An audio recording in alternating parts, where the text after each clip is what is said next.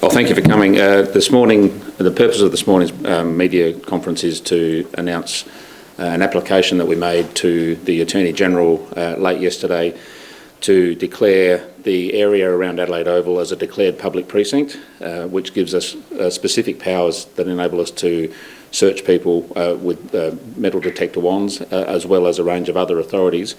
The Attorney General granted that declaration late yesterday, and it has come into effect as of 8 o'clock this morning. So between 8 a.m. and 11 p.m. each day of the test match, police will have the powers that are applicable under a declared public precinct declaration. That means that we will be searching people with metal detector wands.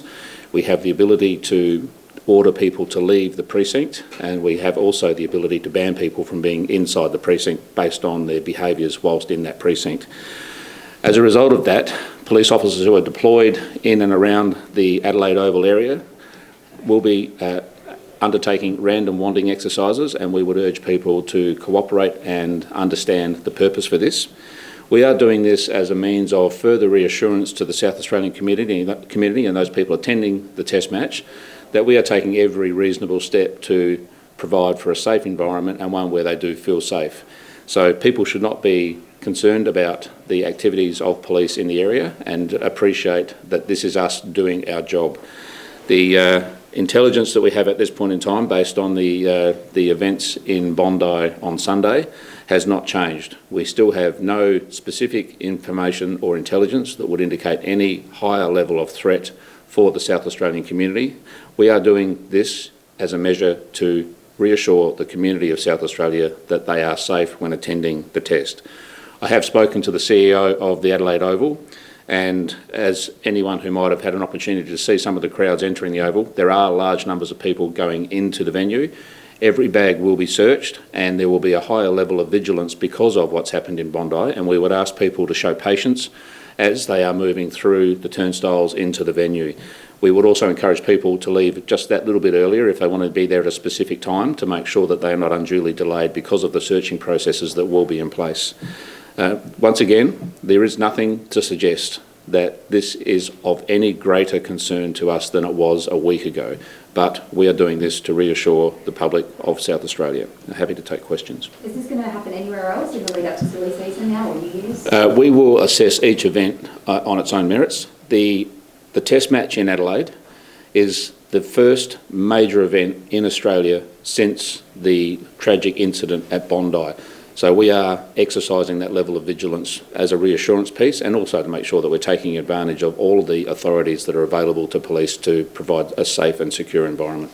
How many extra officers will be deployed in the area? We won't disclose the number of extra officers, but it will be obvious to people attending that there are extra police in and around the venue, particularly on the outside of the perimeter, and you will see our security response section personnel in and about the venue on every single day of the test, and they will be carrying rifles as they are trained and authorised to do so. What changed from Monday when it was declared it wouldn't be a public precinct? No, on Monday, my view was that there are specific powers that relate to the venue itself on the inside, which give us the ability to exercise certain authorities, and we do have a declared public precinct that extends down to the riverbank.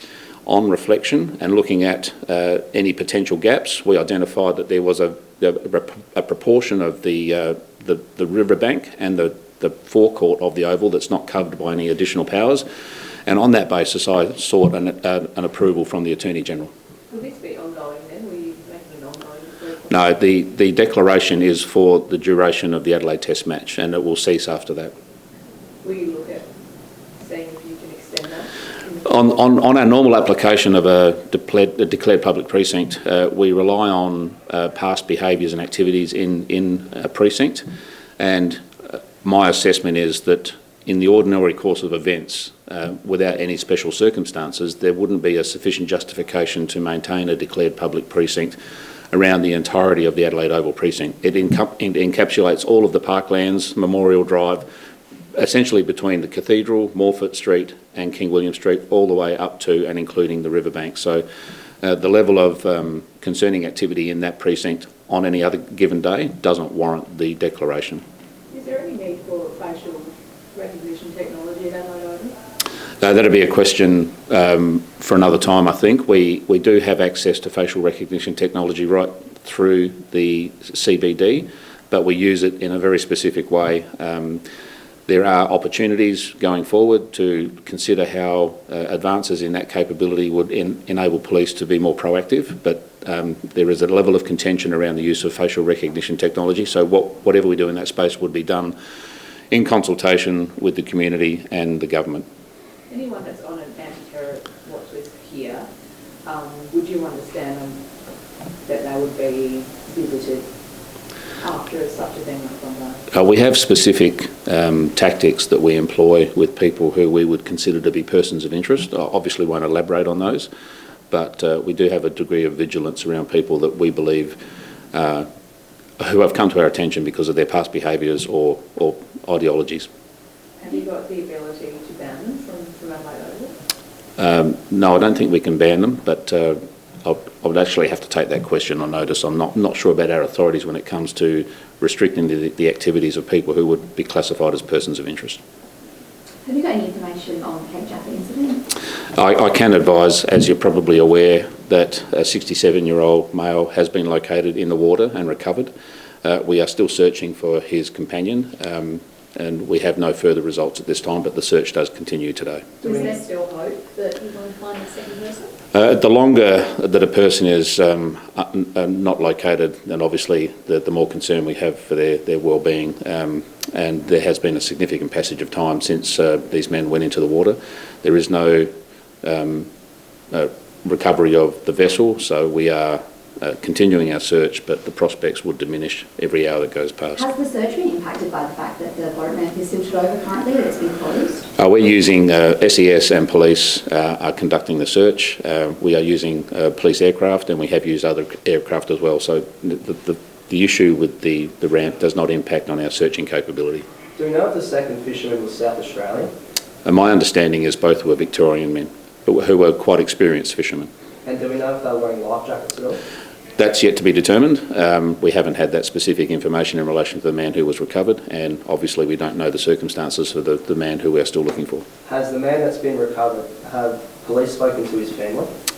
I'm not aware of that, and we can't disclose his identity. We're absolutely certain that all next of kin have been advised. Just back to the Ashes, is this an unprecedented level of security we've seen at Adelaide Oval, and I'm sure police have done everything they can possible considering This would be significant in the context of what we would normally deploy to a major event at Adelaide Oval. There have been other occasions in the past where we have given consideration to increasing police resources.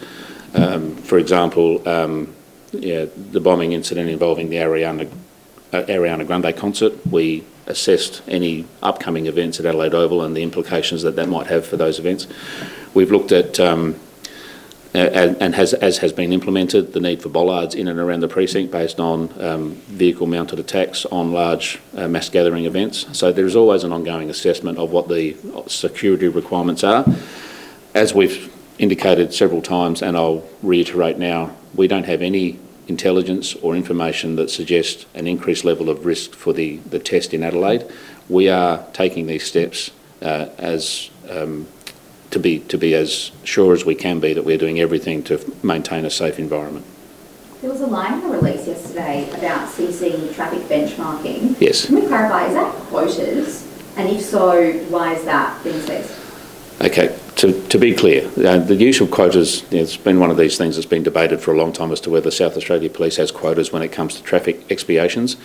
We have what we call traffic benchmarks, which require our police officers to engage with people on the road. They can issue an expiation notice or they can give a warning. There is no expectation that police officers issue a certain amount of fines. They are not out there to raise revenue. They are out there to promote road safety. The purpose for removing benchmarks for our frontline police is to make sure that they're concentrating on what matters most to frontline operational police who are responding to Grade 1 and Grade 2 taskings. They still have an obligation to conduct road safety enforcement when they see someone doing something that impacts on the safety of themselves or other road users. They will be concentrating on the fatal five. They are not required to focus on anything beyond that. So there is still an obligation on frontline operational police to exercise their authorities for road safety. We just don't expect them to do the peripheral things that might take them away from their availability to do the more important things that police are required to do in the community. Was it a review that led to that? Yes, it was. This was one of the outcomes of the review into the district policing model. There are a range of things that we're doing in the first instance, and there's a further work to be done to reshape how we provide those frontline services, to ease the burden on our frontline police and to make sure we maintain that level of service that the South Australian community has come to expect from us. Thank you. Thank you. See you. Thank you.